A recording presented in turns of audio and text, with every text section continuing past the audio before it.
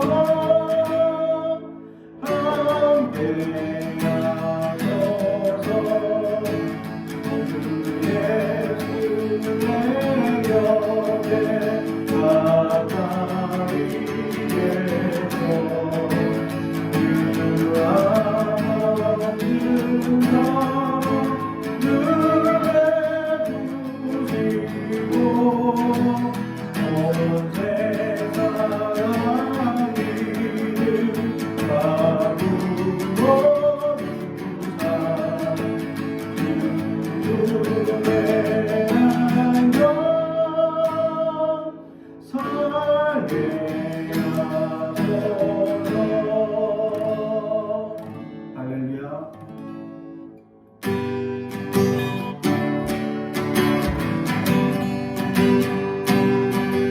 당신의 시간을 두고 땅 가운데 오셨네.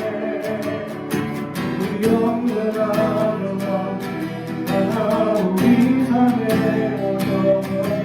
당신의 평강 버리고 우리 평강이 주셨네. 가장 낮은 자의 모습으로 우리 삶에 오셨네.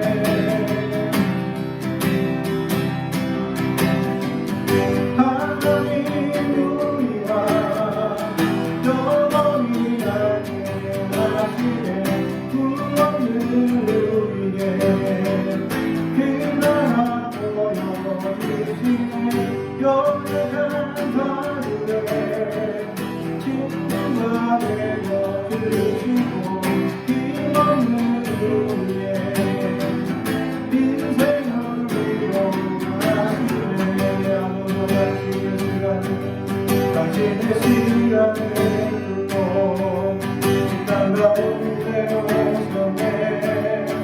우리 영원한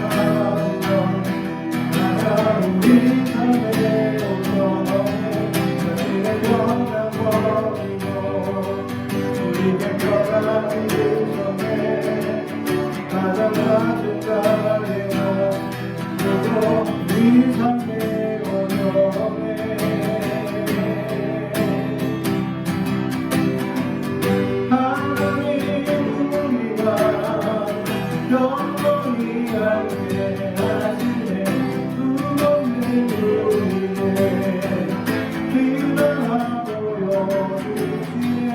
영원한 감사해 친구가 되어 주시고 이모는 위해 인생을 위로하시네 하나님 우리와 영원히 함께 하시네 이모는 위해 끝나고 여기시네 연약한 자들의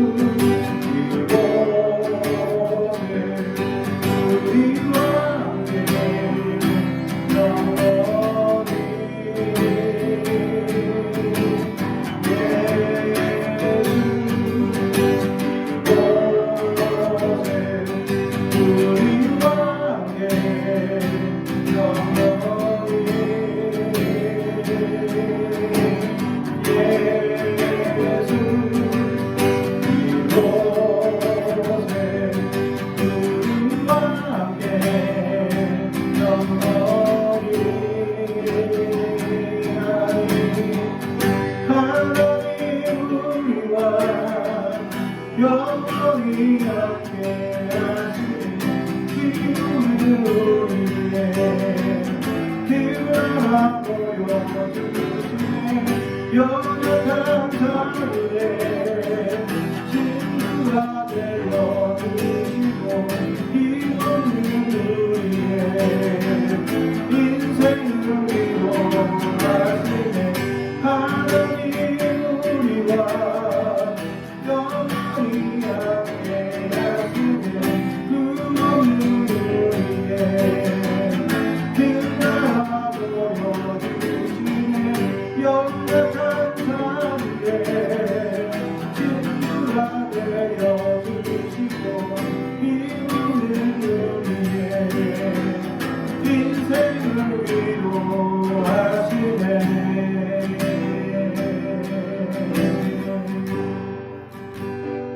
할렐루야. 오늘 우리에게 주시는 하나님의 말씀은 누가복음 2장 1절에서 20절 말씀입니다. 누가복음 2장 1절에서 20절의 말씀. 하나님의 말씀을 경청해 주시기 바랍니다. 그때 가이사 아구스도가 영을 내려 천하로 다 호적하라 하였으니 이 호적은 구레네가 수리와 총독이 되었을 때에 처음 한 것이라. 모든 사람이 호적하러 각각 고향으로 돌아가며 요셉도 다윗의 집 족속이므로 갈릴리 나사렛 동네에서 유다를 향하여 베들레헴이라 하는 다윗의 동네로 그 약혼한 마리아와 함께 호적하러 올라가니 마리아가 이미 잉태하였더라. 거기 있을 때에 그때에 해산할 날이 차서 첫 아들을 낳아 강보에 싸서 구유에 누였으니 이는 여간에 있을 곳이 없음이러라.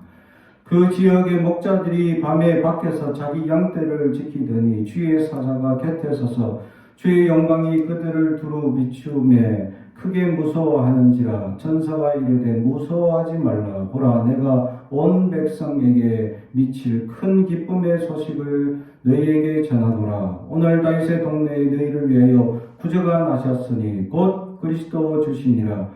너희가 가서 강보에 쌓여 구유에 누여 있는 아기를 보리니 이것이 너희에게 표적이니라 하더니 호련히 수많은 천군이 그 천사들과 함께 하나님을 찬송하여 이르되 지극히 높은 곳에서는 하나님께 영광이요 땅에서는 하나님이 기뻐하신 사람들 중에 평화로다 하니라. 천사들이 떠나 하늘로 올라가니 목자가 서로 말하되 이제 베들레헴으로 가서 주께서 우리에게 알리신 바 이 이루어진 일을 보자 하고 빨리 가서 마리아와 요셉과 구유에 누인 아기를 찾아서 보고 천사가 자기에게 이 아기에게 대하여 말한 것을 전하니 듣는 자가 다 목자들이 그들에게 말한 것들을 놀랍게 여기되 마리아가 이 모든 말을 마음에 새기어 생각하니라. 목자들은 자기들에게 이르던 바와 같이 듣고 본 그 모든 것으로 인하여 하나님께 영광을 돌리고 찬송하며 돌아가니라.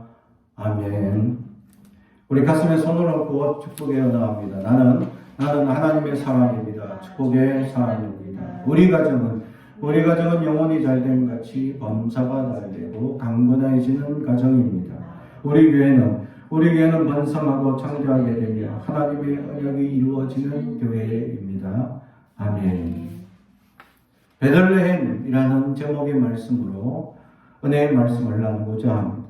사실 베들레헴 작은 동네입니다. 그렇게 특별한 동네도 아니고 큰 동네도 아닙니다. 유명한 동네도 아니죠. 빌립이란 제자가 이 메시아에 대한 이야기를 듣고 베들레헴에서 나셨다 하니까 아니 베들레헴에 무슨 큰일이 나겠느냐, 무슨 소문이 나겠느냐, 소문 날 만한 동네가 아니다라는 거죠. 아주 작고 연약하고 보잘것없는 동네. 그런데도 불구하고 거기에서 메시아가 나셨다라는 사실이죠. 사실 베들레헴은 이미 예수님께서 태어나실 메시아께서 나실 동네라고 이사야나 여러 선지자의 글에서 나타나고 있음에도 불구하고 많은 이들이 그것을 간구하고 넘어가고 있었다라는 사실이죠. 그런 사실을 둘러봤을 때 베들레헴은 작은 동네일 뿐 또 그렇게 특별한 일도 없었고 그렇게 활성화되지도 않았고 많은 이들에게 유명하지도 않은 작은 동네였을 뿐이다라는 사실이죠. 그래서 이 요셉은 이 베들레헴이라는 작은 동네로 강제로 호적하기 위하여 내려가야 하는 그 험한 여정을 걸어가야 합니다. 더욱이 아내 마리아는 임신하여 출산을 곧 앞두고 있는 상황에 어려운 여정길에 오르게 됩니다. 많은 사람들이 호적을 하러 갔기 때문에 서로 자기 고향에 내려와서 서로 여관을 잡는 일은 쉽지 않습니다. 지금처럼 관광이나 이런 시설들이 활성화되어 있는 시기도 아니고 그렇게 작은 동네에 이렇게 많은 사람들이 와서 머물 줄 누구 하나 생각지도 않았기 때문이죠. 그래서 손님들을 맞이할 수 있는 그러한 준비가 되어 있지 않은 상황 속에 많은 사람들이 들어오자 결국 요셉은 작은 마구간 하나 겨우 빌리는데 머물 수밖에 없었다라는 사실이죠. 이러한 작은 마구간이라도 얻을 수 있는 것에 얼마나 감사하냐라는 사실입니다. 이런 상황에 놓여 있는 이 식민 통치의 아픔을 가지고 있었다라는 사실이죠. 핍박과 환난을 받으며 수많은 사람들의 이 어려움을 겪는 이 식민 통치의 어려움. 우리도 일본 식민지 아래에서 수많은 민족의 말살 정책을 당하며 이름을 잃어가고 또 여러 가지 상황들 또 민족의 여러 정신들을 잃어가고 또 심지어는 그런 정신들을 끊겠다고 일본인들은 우리나라의 산맥들에게 대못을 박는 일들을 벌였으며 또 여러 가지 이 기온을 막겠다고 강의 흐름이나 산의 흐름을 막겠다고 이 길을 바꾸거나 하는 일들이 비일비재하게 일어나고 있었다라는 사실이죠. 이러한 어려움과 상황들을 겪는 식민지의 통치 사람들 하라면 해야 되고 하지 말라면 하지 말아야 되는 그런 아픔과 고통 속에 강제로 이 호적을 하러 내려가야 한다. 호적을 하는 이유는 단 한 가지입니다. 세금을 거두기 위한 것뿐입니다. 식민 통치하는 입장에서 그 사람들은 사람들의 호적이 등록됨으로 그 한 사람 한 사람에 대한 세금을 과징할 수 있기 때문에 그 세금을 위해서 이 호적을 하게끔 만들고 있었다는 사실이죠. 이처럼 이 식민 통치의 어려움과 그 고통 때문에 고향을 떠나서 이 베들레헴 작은 동네로 가는 그 여정, 우리는 고통이고 또 지금 마리아는 지금 만삭이 다 되어 여정을 하기 힘든 상황 가운데 있다는 것을 상상할 때에 그 여정 하나님께서 어떻게 이런 일들을 계획하셨냐라는 것을 우리가 생각해 봐야 합니다. 마리아는 만삭이다. 또 강제로 이 식민 통치 아래에서 호적을 해야 하는 그런 상황을 하나님께서 계획해 놓으셨다. 라는 사실이죠. 우리는 세상에 흘러가는 것들이 그냥 마구 흘러가는 것 같고 어떤 정치적인 어려움이나 문제들이 그냥 닥치는 것 같지만 결국 하나님이 역사하시고 주관하시는 역사를 우리는 아멘하며 돌아볼 수 있어야 한다라는 사실이죠.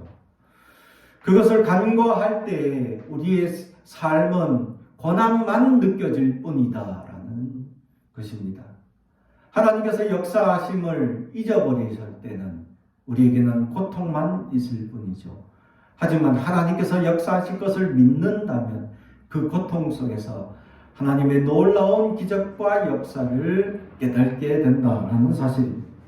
그래서 이 마리아의 만삭 중에서도 이 여정을 해야 하는 이 어려움이 하나님께서 이미 계획하셨던 역사라는 것을 생각해 보면 하나님께서 베들레헴에서 예수님을 탄생하게 하시는 그 이유는 이미 구약 성경에 기록되어져 있는 하나님의 계시의 말씀을 이루기 위한 하나님의 거룩한 역사였다라는 사실입니다.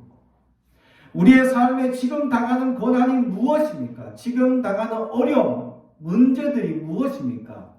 하나님께서 지나고 나면 분명히 하나님께서 계획하고 준비하는 거룩한 역사를 우리는 거시적인 안목으로 바라볼 수 있느냐? 아니면 지금 당장 눈에 보이는 가시적인 안목으로, 좁은 안목으로 그냥 고통만 당하고 어려움만 당하고 있다고 생각하고 있지는 아니합니까? 하나님의 역사는 우리는 거시적인 안목이 필요하다라는 사실입니다. 지금 당장 당하는 어려운 문제가 무엇인지 자세히 살펴볼 필요도 있지만 우리는 하나님의 거룩한 역사들 속에 이루어지는 하나님의 역사가 어떻게 이루어지고 어떻게 주관되고 어떻게 진행되어져 가는지를 우리는 바라볼 눈이 필요하다라는 사실입니다. 지금 온 세계가 코로나로 인하여 고통당하고 있는 이 상황을 우리는 무엇으로 해석해야 할 것이냐라는 것입니다. 하나님의 징계로만 우리는 생각할 것이냐라는 사실이죠. 아니면 하나님께서 이 코로나를 통하여 우리 삶의 체질에 무엇을 바꾸기 위한 하나님의 모습이 있지 않을까 우리는 묵상해 볼 필요가 있다는 겁니다. 하나님께서 모든 사람들에게 지금 우리가 필요한 것이 무엇인지 지금 우리가 움직여야 하고 하나님의 은혜를 묵상해야 하며 하나님의 역사를 우리가 바라봐야 할 것이 무엇인지를 우리는 이 시대를 통하여서 깨닫는 은혜가 있어야 할 줄로 믿습니다. 깨닫지 못하면 고통이 따를 뿐입니다. 그 험난한 여정, 어려움, 그리고 만삭이고 그 해산을 구유해서 해야 되는 환경, 말똥이 주변에 널려 있고 지저분한 환경 속에서 아기 예수님을 받아야 하는 그 상황을 생각하고 상상만 한다 하더라도 너무나 싫고 어려울 겁니다. 그런데 이것이 하나님의 계획이었다라는 사실이죠. 저도 이 일평생 이사를 한 20번 정도 해봤는데 한 번 이사하는데 얼마나 많은 준비, 계획, 생각이 있어야 하느냐. 그 이사 한 번 할 때마다 정말 많은 준비를 해야 되고 마음에 짐도 많이 지게 된다라는 사실이죠. 물론 요셉과 마리아는 이사는 아니지만 여행을 떠나기 위하여 많은 짐을 챙기고 여러 준비를 해 나가는 그런 무거운 여정의 시작입니다. 일반 여행이나 기분 좋은 여정을 위한 여행이 아니라 어떤 일을 치르기 위한 어쩔 수 없는 여정. 거기다 마리아는 만삭이고 거기다가 이 아기 예수님을 그 더러운 구유에서 낳아야 하는 그런 환경을 지내야 한다는 것. 불평할 수밖에 없습니다. 아니 이러한 상황에 하나님 왜 나에게 이런 고통을 줍니까? 라고 불평할 수 있습니다. 그러나 마리아와 요셉은 그 모든 것을 감당하고 한 걸음 한 걸음 나아가고 있었다라는 사실이죠. 이러한 환경 속에서 그들은 자기에게 주어진 이 일들이 무엇인지 왜 이런 일을 당해야 하는지 알 수가 없습니다. 어쩌면 입에서 계속 불평할 수밖에 없는 이런 더럽고 힘든 환경에서 거쳐야 하는 이런 일들을 정말 감내하기 어렵다고 불평할 수밖에 없는 상황이 전개되어져 가고 있었다라는 사실이죠. 더욱이 아기 예수님을 이 더러운 구유에 누우셔야 했다라는 사실입니다. 나름 청소하고 나름 정리하고 이 아기 예수님을 구유에 누인다고 하지만 집에서 준비한 그런 것들과 나름 우리가 깨끗하게 준비한 것들과 전혀 다른 상황이 주어질 수 있을 것이다 라는 사실이죠. 그래서 어떻게 이것을 준비하고 계획하느냐라는 사실이죠. 제가 첫째를 낳았을 때 첫 집이 이 바닷가 근처에 있었는데 이 집이 얼마나 낡고 오래된 집이었던지 이 바퀴벌레가 너무 많은 집이었습니다. 아기를 누웠던 그 바로 머리맡에 잠만 자고 나면 바퀴벌레가 눈에 떠 있는 거죠. 이게 얼마나 마음이 아프고 가슴이 찌리든지. 그래서 아기를 이 첫째를 한번 이제 외출시키고 그 집을 바퀴벌레 약을 싹 뿌리고 막 온갖 정리를 다 했습니다. 그러면 딱 일주일 지납니다. 일주일 지나고 나면 또 다시 창궐 하는 거죠. 이걸 계속 반복하면서 첫째를 키웠던 어려움이 있었죠. 바퀴벌레 한 마리만 봐도 기분이 굉장히 나쁘고 또 이 바퀴벌레가 아이에게 올라탈까봐 굉장히 불안해하고 염려하던 그 시간들이 있었다라는 사실. 근데 아기 예수님은 바퀴벌레 한 마리가 아니라 세금 몇백 마리, 몇천 마리가 더 끓는 이 구유에 누우셔야 했다라는 사실을 상상하면 이건 쉬운 일이 아니다라는 사실이죠. 그 더러운 환경에서 아기를 해산해야 하고 그 상황 속에서 아기 예수님을 그 더러운 구유에 누우셔야 했던 그런 상황이 정말 어렵고 힘든 상황이었다라는 사실이죠. 말의 먹이통에 아이를 누인다는 건 쉬운 일이 아닙니다. 마음이 힘들고 어려울 수 있다는 겁니다. 부모 입장에서는 갈등이 일어납니다. 이런 불평을 할 수 있습니다. 왜 나에게 이런 어려움을 주십니까? 하나님, 아니 깨끗한 그릇이라도 하나, 아니 깨끗한 바구니라도 하나 이렇게 준비해 놓지 않았습니까? 또 자기를 원망할 수 있습니다. 내가 좀 더 좋은 환경에, 좀 더 좋은 장소에 이 아이를 넣을 수 있지 않았을까라고 자기를 학대할 수도 있었다라는 사실입니다. 이 모든 명령은 황제의 명령이고 시대의 식민지라는 어려운 상황이어서 불평할 수밖에 없었습니다. 자기에게 주어진 이 현실이 너무나 고난이었고 문제가 너무 많았기 때문이죠. 더러운 환경 속에 이 아이가 병들지 않을까 노심초사하는 부모의 입장. 저도 우리 첫째가 나고 둘째 나고 셋째 날 때마다 늘 염려했던 손가락 10개가 다 있는지 발가락 10개가 다 있는지 혹시나 그거 하나라도 문제가 있지 않을까. 10개씩이나 되는데 그 중에 하나라도 문제가 되지 않을까 하고 염려하면서 손가락 발가락부터 막 살펴봤던 부모의 마음이 있었습니다. 그리고 될 수 있는 대로 깨끗하고 또 정결하게. 그래서 손님 누가 오든지 이 손소독제를 딱 구비해가지고 아기를 만지려면 손부터 소독하셔야 됩니다. 손 씻고 손만 씻은 것이 아니라 소독제까지 바르고 그렇게 깨끗하게 한 다음에 아기를 안아볼 수 있도록 제가 첫째는 그렇게 이렇게 주의를 시켰는데 둘째, 셋째 때는 손 안 씻고 그냥 막 안아도 괜찮다, 막 그냥 안아주세요 하고 막 하던 그런 모습이 있었습니다. 그랬던 이 마음, 부모 입장에서 아이들에게 깨끗한 환경, 깨끗한 마음, 깨끗하게 손대게 하고 싶은 마음이 굴뚝처럼 일어나는데 이 마리아 입장에서도 요셉의 입장에서도 부모된 마음으로 깨끗한 곳에 눕히고 싶고 깨끗한 환경에 아이를 키우고 싶지만 지금 상황이 그렇지 않았다라는 거죠. 식민지라는 정치적인 불안한 상황, 또 이 연약한 환경, 또 명령에 의해서 이렇게 고향으로 내려와야 하는 베들레헴 작은 동네, 이름도 없고 아무 의미도 없는 그런 동네에 내려와서 준비해야 되는 그런 상황들, 그런 어렵고 힘든 이 여정을 감당해야 했다라는 사실입니다.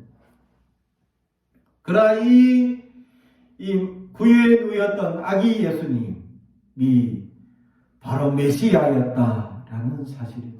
이것은 이미 계획되었고 하나님의 놀라운 역사였다라는 사실입니다. 그리고 이 역사를 제일 먼저 알려주는 것이 바로 목자들이었다라는 사실이죠. 목자들에게는 그냥 양을 지키는 밤새 양들이 늑대에게 물려가지 않을까 그냥 지켜보는 것이 그들에게 일상입니다. 그들에게 주어진 것은 그냥 양을 보는 것뿐이었죠. 그러다가 하늘을 바라보며 별들을 바라보고 내가 다음에는 어디로 가야 할지, 이 양들을 어떤 곳으로 가야 좋은 꼴을 먹일까 생각하고 그렇게 밤새워 양들을 지켜보는 것밖에 할 수 없는 그 양떼들이 양을 치는 목자에게 오늘 천사가 나타나 하나님의 귀한 메시지를 던져주고 있었다라는 사실입니다. 목자들 입장에 어떤 준비가 되어 있습니까? 나는 메시아를 만날 준비가 되어 있어. 나는 메시아를 만나기 위해서 어떤 준비를 하려고 할 거야. 전혀 준비도 하지 않고 어떤 준비도 되어 있지 않은 사람들입니다. 그냥 양을 보는 일상의 삶을 하는 사람들일 뿐입니다. 근데 그게 하나님의 천사들이 나타나 메시지를 던져주고 있습니다. 우리가 하나님을 만날 때, 하나님이 우리를 만나주실 때, 물론 간절히 하나님을 찾으면 만나게 하시는 하나님의 은혜도 있지만 어쩔 때는 하나님께서 뜬금없이 우리에게 찾아와 은혜의 메시지를 던질 때가 있다라는 사실입니다. 전혀 준비되어 있지도 않았고 알 수도 없는 메시지를 우리에게 던져서 내 안에 갈등을 일으킬 때도 있었다라는 사실입니다. 어느 청년이 하나님께 기도하는 중에 하나님께서 갑자기 직장을 그만두라는 메시지를 듣게 됩니다. 자기는 전혀 준비되어 있지 않았고 전혀 그렇게 할 의도가 없었다는 거죠. 그러나 그가 기도하는 중에 하나님의 뜻을 이루며 살기를 원하는 그냥 막연한 기도를 하고 있을 뿐인데 제일 먼저 실천적으로 해야 될 것이 직장을 그만두라는 메시지입니다.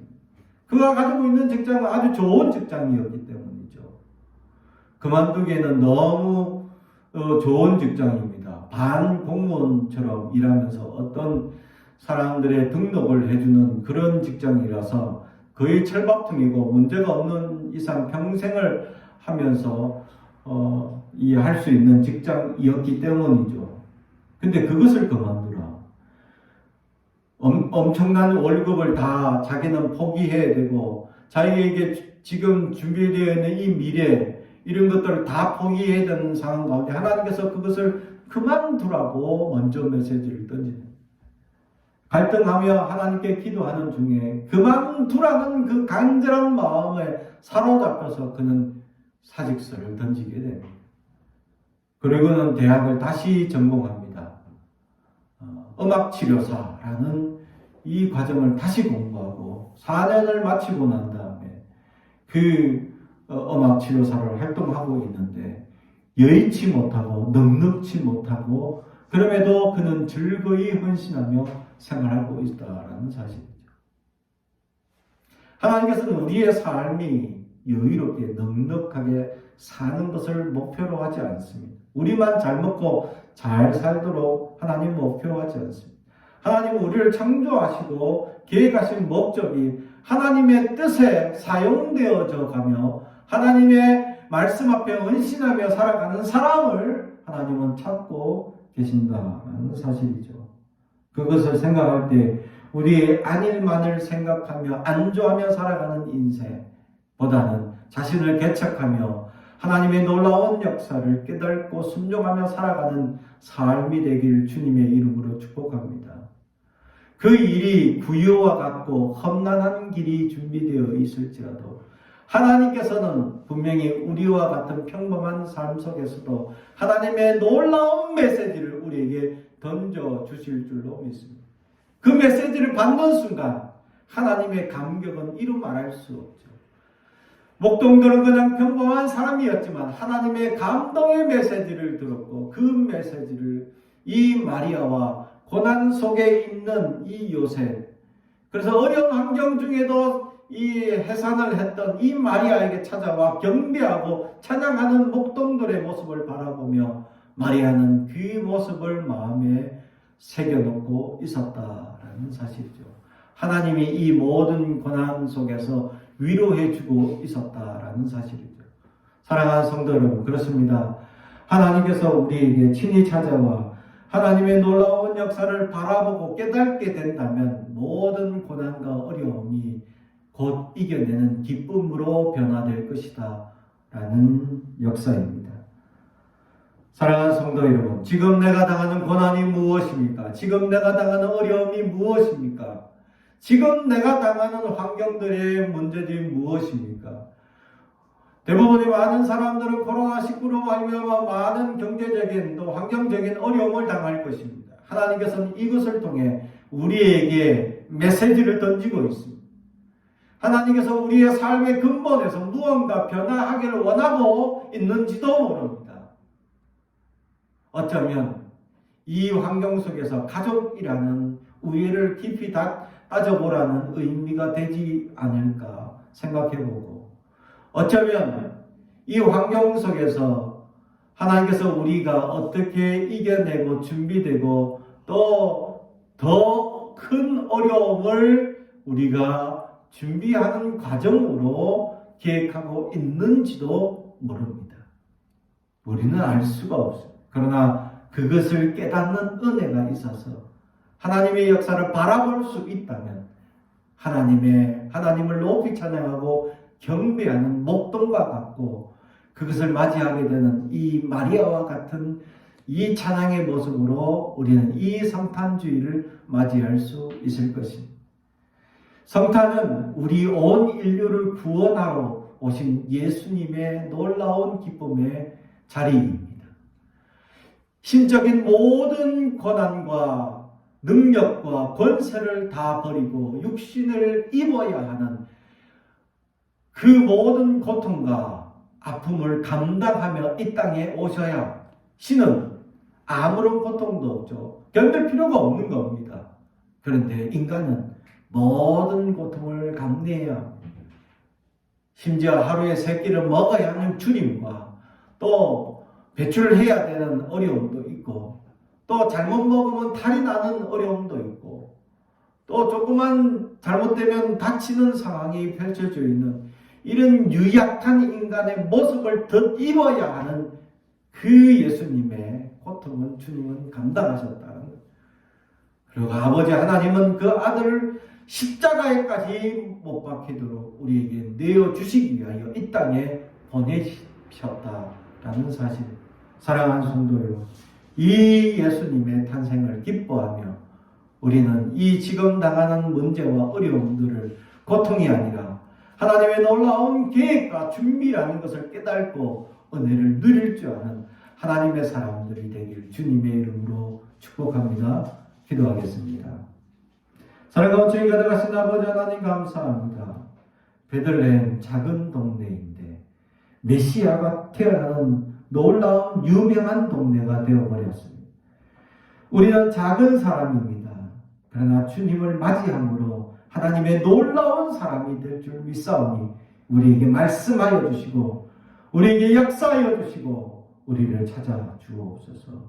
감사드리며 예수님의 이름으로 기도하옵나이다. 아멘.